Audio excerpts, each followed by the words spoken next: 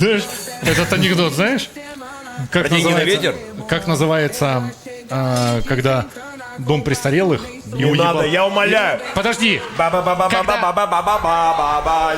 как называется, когда торнадо разрушило дом престарелых? Бабки на ветер, прикинь. Спасибо большое. Так, на что я трачу? Вы что смеетесь, дети?